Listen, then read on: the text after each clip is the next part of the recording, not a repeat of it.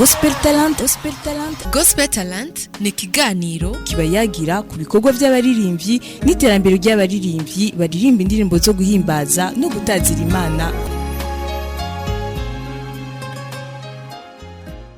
Amahoro nshuti namwe bakunzi ba televiziyo Tanganyika, kaze ku kiganiro Gospel Talent. Gospel Talent ni ikiganiro mukunda gushikirizwa na Toto. Uyu munsi twabazaniye umutumira adasanzwe w'ubwiza.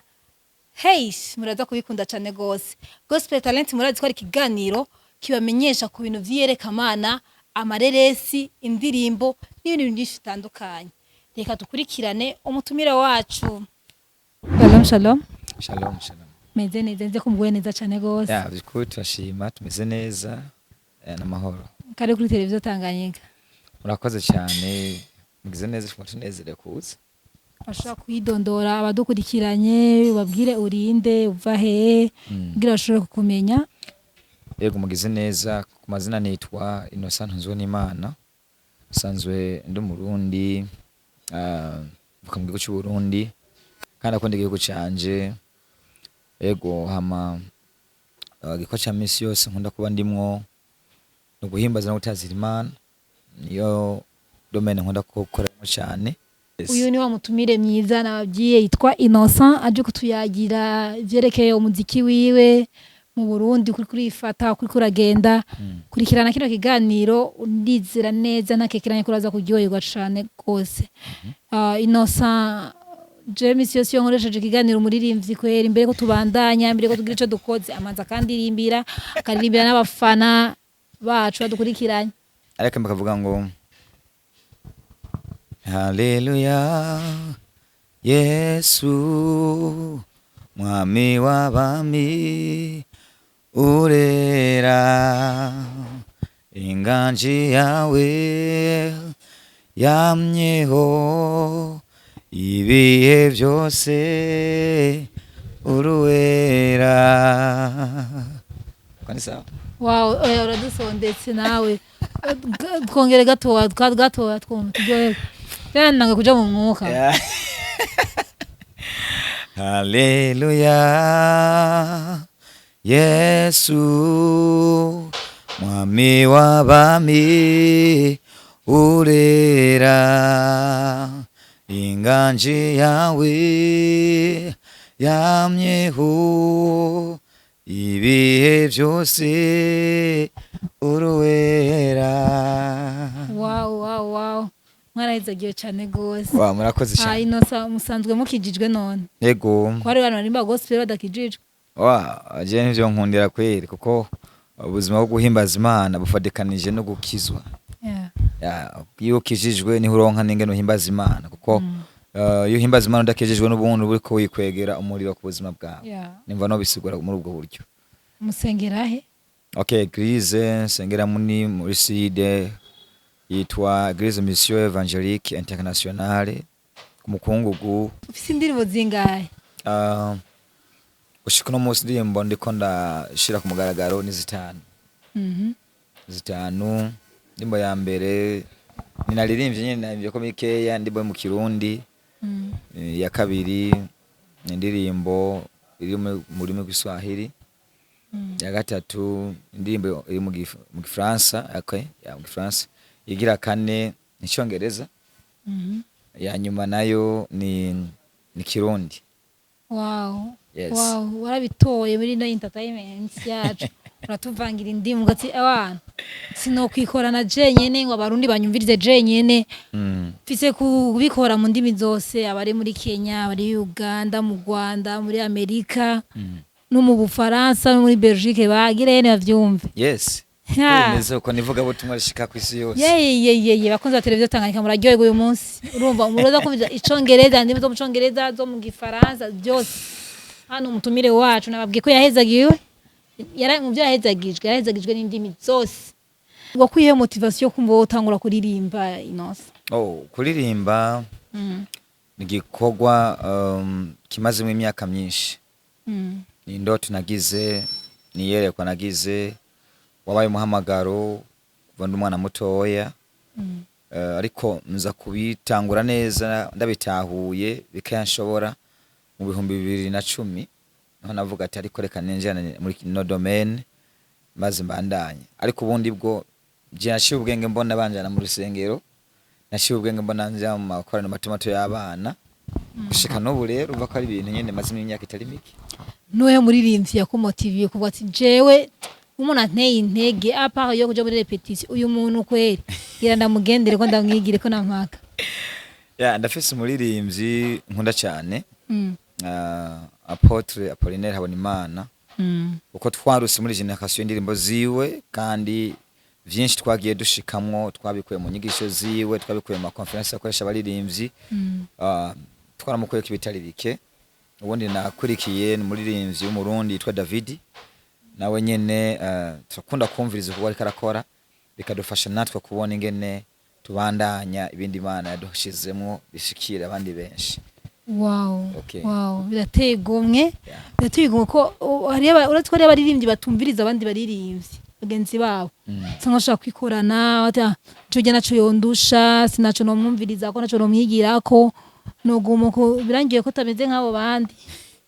Si vyiza kuko kinamenye mu buzima bwo musi yizuba nta kintu nakimwe gishasha kihari, nta kintu woza n'ubunyene ngo ni gishasha, ahubwo ni vyahozeho ubugarukanyemwo kandi ivyo dukora vyose nivyo tuba twigiye ku birenge by'abadutanguriye, nabona badutanguriye bavyigiye ku birenge by'ababatanguriye. Urumva nuguhererekana n'urunganwe ruha urundi, cyo gituma rero atanumwe bivuga ngo jewe ibi ni bishasha nzanye uretse ko tuvyigira ku bandi babikoze kare. Wow. Yes. Izo ndirimbo zawe ko wazidondagwa ari 5 urazifise kuri YouTube cankwe nivyo kurajamo ugira zije kuri YouTube? Ico gikorwa nico ndiko ndajamwo mperutse muri concert tariki 6 z'ukwezi kw'indwi, ndiko ndakora ibishoboka vyose kugira ngo zishike kuri YouTube umuntu abandi benshi bashobora kuza barumva igerekwa, ariko baramaze kuzimenya batari bake kuko zimwe zaravuye muri studio kandi nizera yuko bikorwa bizogenda neza cyane. None wumva bazokurondera gute niba mara ko ikiganiro cawe bazoshaka kuja kurondera ibikorwa vyawe bazova babibura? Navyo bazobura. Kuri urafise ama platform ukorera ko none bwati ibintu byanje biriko ngaha. Yego. Mubisanga. Ndafise YouTube yanje nkoresha niyo ndiko ndategura kubishirako. Ako nturabishirako? Nta mwanya munini usigaye nshobora kuvuna ngaha ukaza wumva ko nagize gute ndabahaye linki bikamera neza. Ko fise umuntu ariko arabikora abikora ku mwanya aziko bitwara navyo umwanya muto ariko aragira gute barakosora ibintu bitari bike gambigena neza. Izo ndirimbo zose ukora 5 uzozishirako carimwe cankwe uzokora imwe. Ni imwe. Dushishize ko rizotangurirako. Twego twatomboye niko dutangurira abandi bose mu kumva indirimbo za Innocent. Okay. Then yamara gushirako nimuzere ko kumusupportinga abantu b'Imana. Yes. Kuva kwa turyohereje ikirori yaryohereje umunsi no guhimbaza Imana gutazira Imana. Dushiriye ko bizotangurira ko rero tumaze tuyumvirize twumve kabirya kayirimo. Okay, hari indirimbo nkunda cyane. Nagize yerekwa ndayandika ndi mu bihe bitoroshe kandi nabonye Imana inyishura. Indirimbo uvuga ngo umwami w'abami. Indirimbo yatanguriye concert umunsi twari turi mu guhimbaza Imana niyo yatangura imbere uvuga ngo Yesu ni uri umwizigirwa niwe wamutwitayeho twakubonye mu bihe bitoroshe. Indirimbo ya mbere by'ukuri yagiye yugurura n'ibindi bikorwa byose bizogenda bindanga mu buzima bwo guhimbaza Imana. Nigenda nayiririmbye bugenda naririmbyeyo sinzi no kumutera bwayimenye. Ngiyana ko bwayimenye basi tushishije mu Icongereza rero. Okay. Umvirize n'abari muri Amerika bumve ko ariko ko ndi Icongereza. Twumvirize Icongereza kabijya karibo. Niho ndi urumva ibihugu vyinshi. Yes. Birumva Icongereza. Hariho mu ndimi y'Icongereza kantu kavuga ngo Come on we worship Lord, we really bless you. Come on we worship Lord, we really bless you. Come on we worship Lord, we really bless you. Come on we worship Lord, we really bless you. Wow. Yategomwe birahimbaye cyane gose. Yeah. Innocent ufise indirimbo y'umuntu umwe atari mu ndirimbo zawe umuntu wo bufana ngo ati uyu muntu ndamufana ako ndirimbo yiwe ndazi n'indirimbo yiwe umutubwire ngo turirimba indirimbo yiwe imwe ari ndimo ya David nkunda cyane ivuga ngo ubuntu bwo bwankijije narahariwe yandika avuga kubwo kwizera umwana w'Imana ari hano hatayizi umuntu batazi indirimbo kwe batera umurundi cyangwa urundi kazi badushishiza tukumva batayizi tukayimenyeraho ubuntu nibwo bwankijije kubwo kwizera umwana w'Imana nagizwe kubuwondiwe kubwo kwizera icyo yakoze narahariwe naracunguwe ibindi nawe urabizi bihereza nabwiye njya kuririmba ndayumva urayumva nayumva njya kuririmba si ariko umaze kuba uyumva nibaza ko umaze no kubimenya ndayumva ya niyo iyi ndirimbo benshi barayizi cyane Innocent urakoze cyane Murakoze namwe. wibona he mu myaka 5 iri imbere mu muziki wawe mu myaka 5 iri imbere nibaza ko Imana izwangiriye ubuntu nkashika aho nzoba afise ibikorwa byinshi kandi vyiza byo kwipfuzwa kandi bizofasha n'abandi benshi mu guhimbaza mu buzima mpimbaza Imana kugira ngo n'urundi rwaruka n'indi generation izosigare iravyigirako numva nosezerana ico kintu ariko Bibiliya ivuga ngo nshobozwa byose n'ubumpa inkomezi yes Innocent Yego. urose nk'amahigwe bakakubwira ati vuga umuririmbyi cyangwa abaririmbyi babiri cyangwa batatu sivyo tere kuri abo ngira niwo bakorohera yes hano mu Burundi cyangwa hanze y'u Burundi wumva woba bambere mu gukorana collabo na wewe wotorande okay murakoze just hano mu Burundi nkonotora twagirana collabo ni Fotra ndakunda kuba vyiwe cyane gose ndakunda ukaririmba ndakunda ukavuga igifaransa n'ibindi mwe nivyo amadusotse igihugu naho nko mu Rwanda no cha nora Israel mbonyi wow ya nora Israel mbonyi kubera ko sanze nkoresha indirimbo zimwe z'icyongereza muca mundonderera mutama umuyimavuta cyane yitwa Don Moon kuko indirimbo ziwe gose ndazikunda nyinshi ndanazikoresha kenshi abo batatu vraiment wandabaronse nibaza ko byose bishobora neza ya turakugora nukuri twagenda tukugore ego urinze ukunda umuntu tutudike ibikorwa akora navyo nyene urabikunda ubizi tubwire basi n'akahofre kindi badonmo nimwe basutse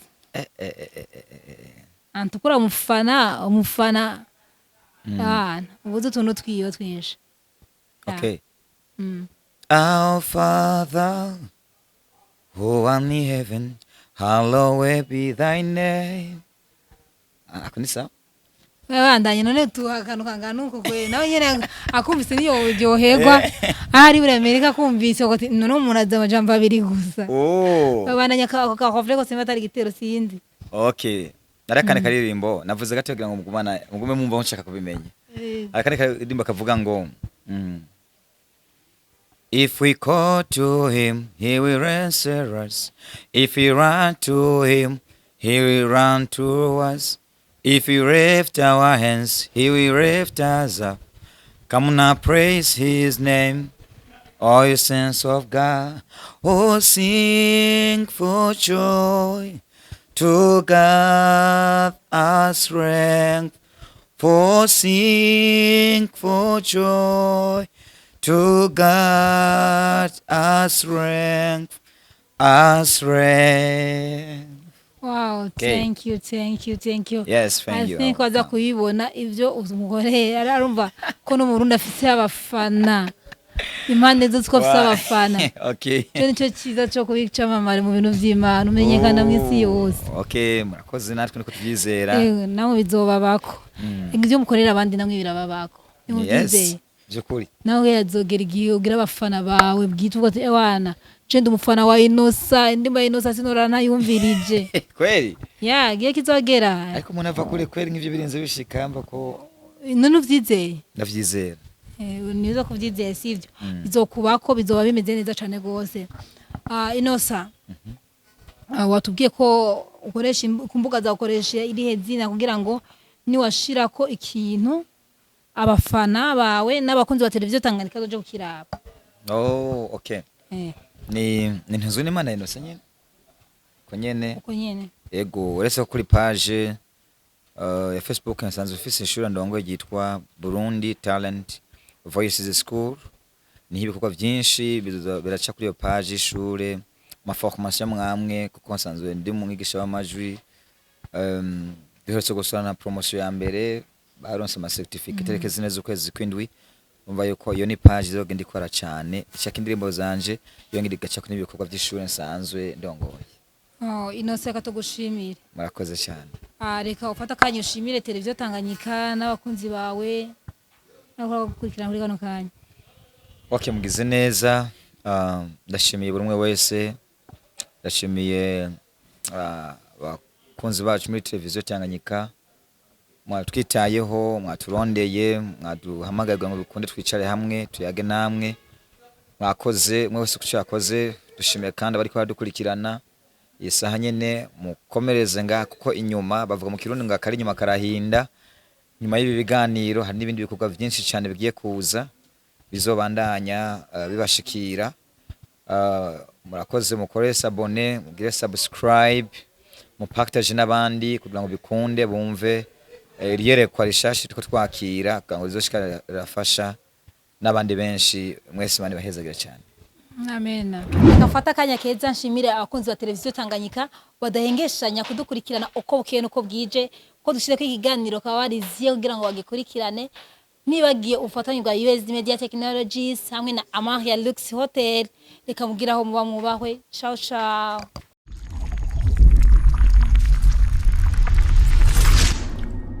Televiziyo Tanganyika.